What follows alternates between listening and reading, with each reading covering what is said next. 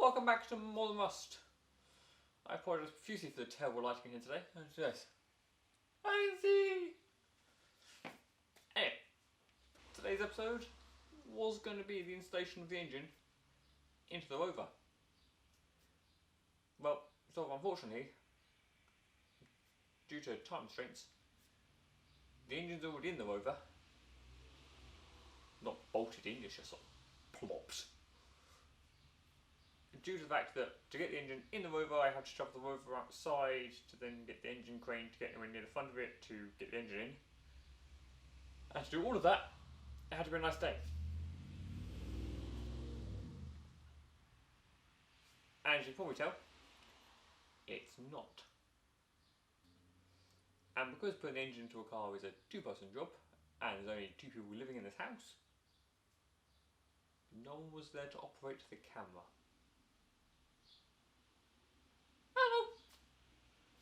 It's in now. As you can see, the engine is in the engine bay. And I must say, it doesn't actually look that bad.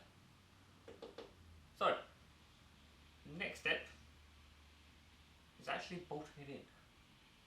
Because right now, the front of the engine is sitting on those little bracket things I showed you in the last video. And it's sitting on top of the original engine mounts. And the gearbox is being held up by a jack.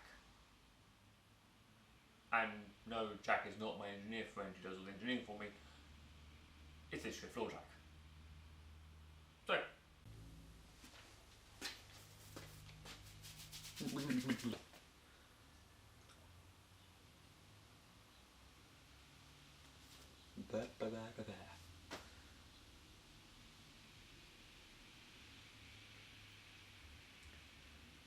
So, now the engine's in the engine bay, we're on to mounting the gearbox.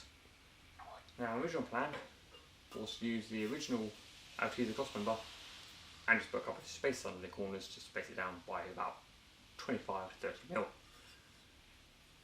The issue with that plan is this here directly collides with one of the seam welds down the middle of the car. So that ain't going to work. That was such an easy install. I should know by now. It's a rover. It ain't ever going to be easy. So, throwing this idea out the window, almost literally, I got this lump of beam, then doodle over it of what my interpretation of a gearbox crossmember should look like. Now, this is 5mm thick and probably slightly overkill for making a crossmember out of, but, well, it ain't going to move. The only issue is, I've got to cut it out. Grinders.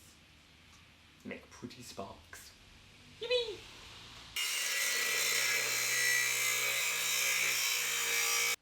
See, that's the issue with doing sort of grinding. I can't grind a straight line to start with, and it makes one hell of a mess. That's one cut done. About 20 or so more to go. Woo!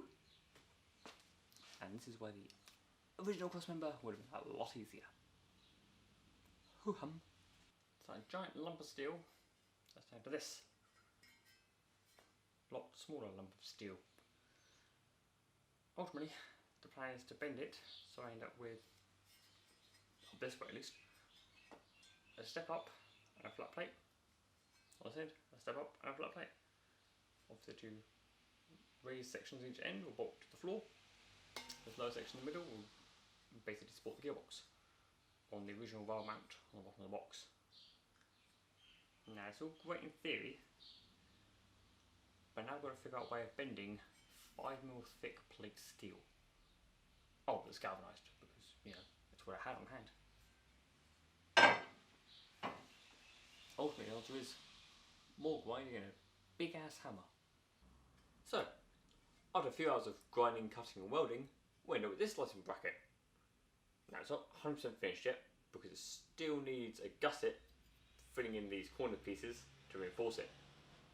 However, for now, it's assembled enough to test it. What it would be once once I work out where I need to put 4 holes in it to mount it to the gearbox. So that's the next job really. This piece here wants to be mounted on the inside of a reinforcing rib on the floor, and this one here actually steps over the other side of that reinforcing rib, mostly because the floor on a rover isn't equal on each side. It's a bit of a faff, as is most of the car.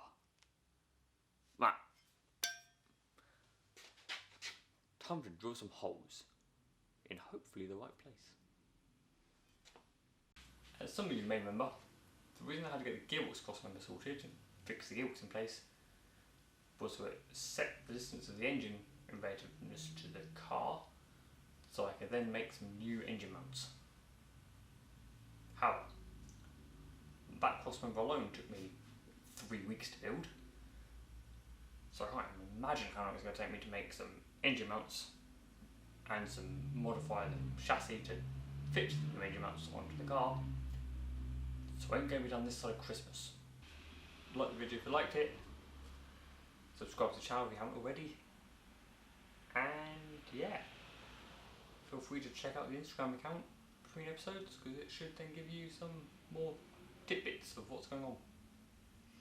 But until next time, see ya!